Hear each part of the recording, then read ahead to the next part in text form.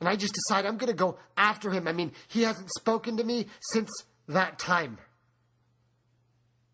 And I'm surprised he didn't just beat the crap out of me or punch me. I'm surprised he didn't just beat me in. I'm surprised he didn't take a rock and smash my head in, as was done long ago. And I testify that he would have been right to do so. But he's a better man than I am. And I know he's a better man than I am. And I'm sure of it now more than anything else. And I know that there's something more going on, but I don't know what it is. And I know I'm better off trying to find it with him. And I want my brother back. And I go rushing to his house. And I'm trying to figure out where he is. And he won't answer my phone call. And I'm trying to call him. And why the hell would he answer my phone call? No one should ever want to talk to me. And I try to sneak up on him and try to find him coming out of his house one day. And I sneak into the gate, and I'm there, and I'm like, brother, my name is Salim. I am your brother. I'm a mujahid. You've given me your oath, and I'm saying it to you. Assalamu alaikum wa rahmatullah. It has been way more than 3 days, and I'm telling it to you again. I'm your brother, even if I make a mistake. And I expect him to smack me. I want him to punch me. I want him to punch me and beat me. And I think if he could just punch me and beat me, then maybe I would just hold him and hug him until he could beat the crap out of me. My heart is hurting so bad. And I'm so lost that I will go back to the brother that I abused just to be able to be close to the brother that I stabbed in his back. And believe it or not, he says to me, wa alaykum as-salam. I've given you what I owe you. Get the fuck away from me. I don't want you to be anywhere around me anymore.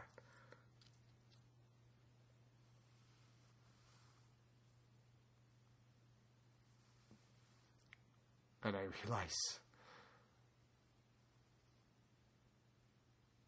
we're not going to be talking.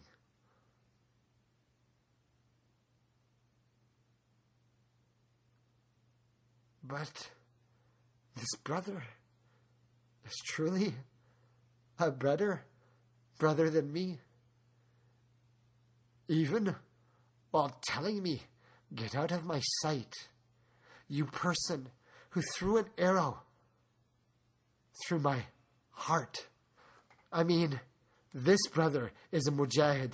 He is the lion-heart one that I testify on this earth. He is the lion-hearted.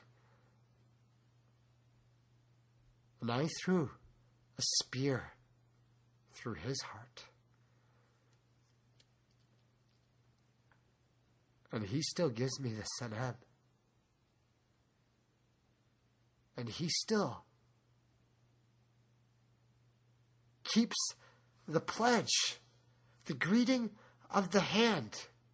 And he still extends to me the salutation of peace, that he won't fight me and he won't kill me, and he'll still treat me with the greeting of a brother, although he won't treat me like a brother anymore.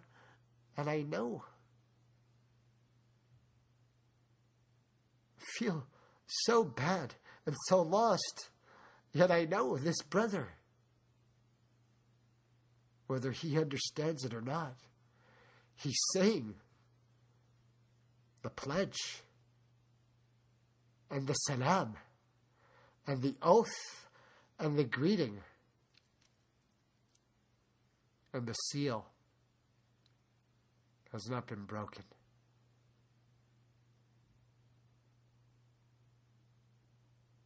You see, many people are going to appear in the next stage, brothers and sisters, and they will claim to have knowledge, and they will perform miracles and acts of the supernatural and otherworldly.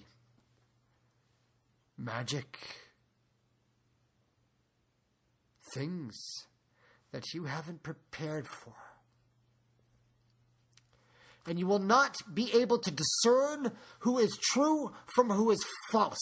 You will not be able to tell what is giving you a true deal or a false deal. You will not understand what anything truly, really means unless you have perfected yourself and learned discernment. And you must recognize those who testify and speak truth to you as opposed to those who are false liars. And those who lie, they are holy and saintly, and they never make mistakes, and they never commit sins, and they are always correct, and they know everything, and they never forget. I am a son of Adam. I sin, I make mistakes.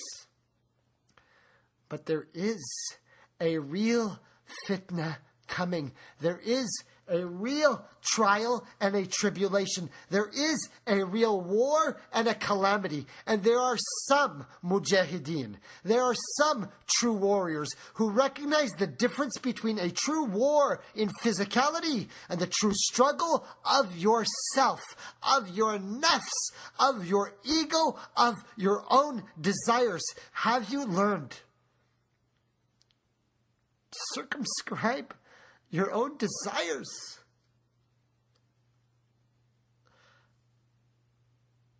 There are those who learn from their mistakes. And that is the way our father, Adam, trained us. I sinned. I made a mistake. I asked for mercy. And mercy was granted.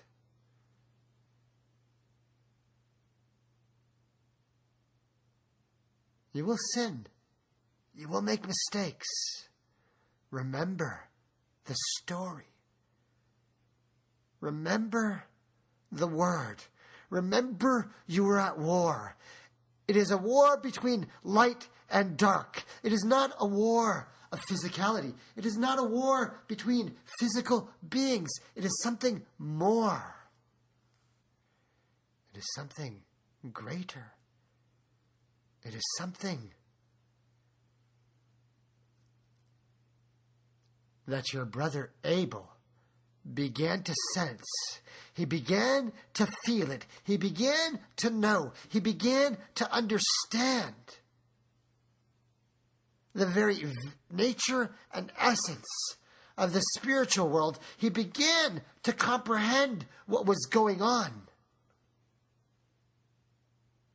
And a plot was planned at the highest levels.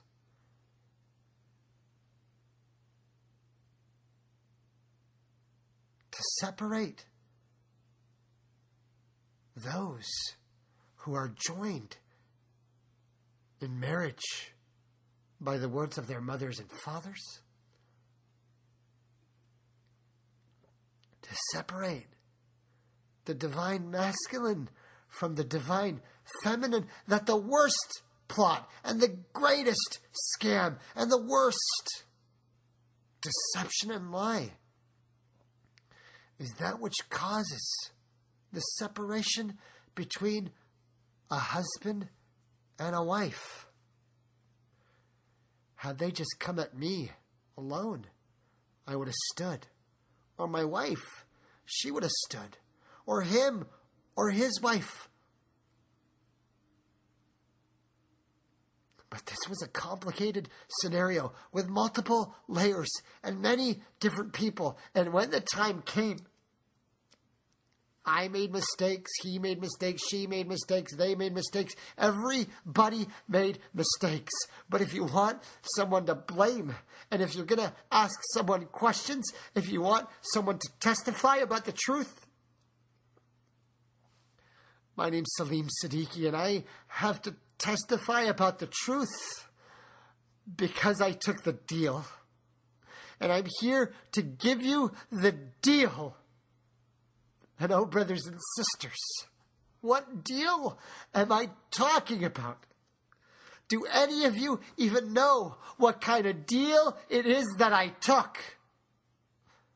What kind of deal that I made? Yeah, there are many out there who are thinking, now is the time. I don't understand what's going on. Now is the time where I'm confused. Now is the time. Well, people are channeling the other side. People are communicating with the other side. People are doing all kinds of crazy things. People are looking for all crazy things. I should be doing those kinds of things. I should be finding some loophole. I should be...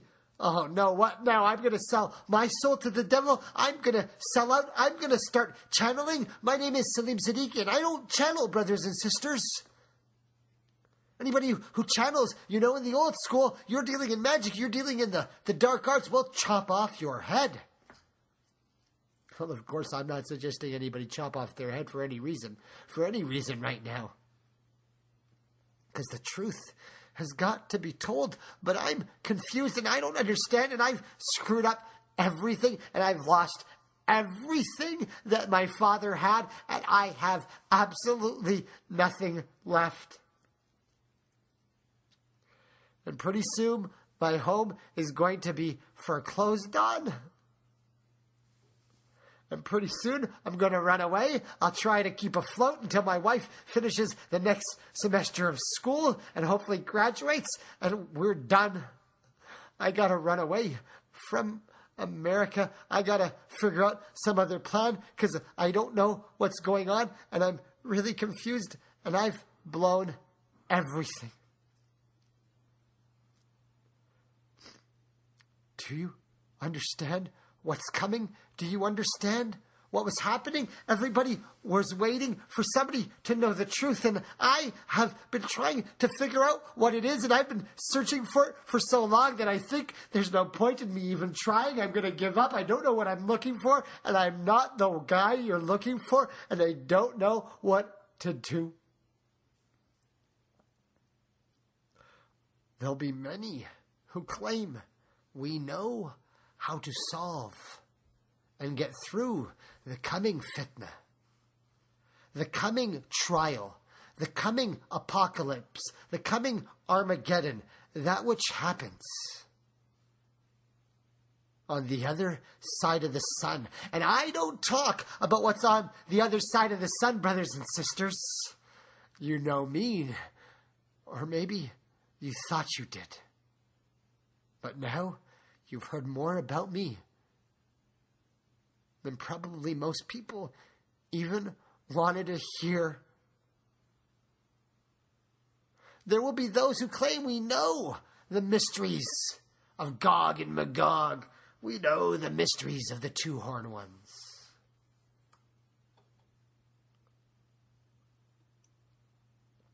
We know the mysteries of the greens, or Khidr, and the story of Moses, and the true children of Israel.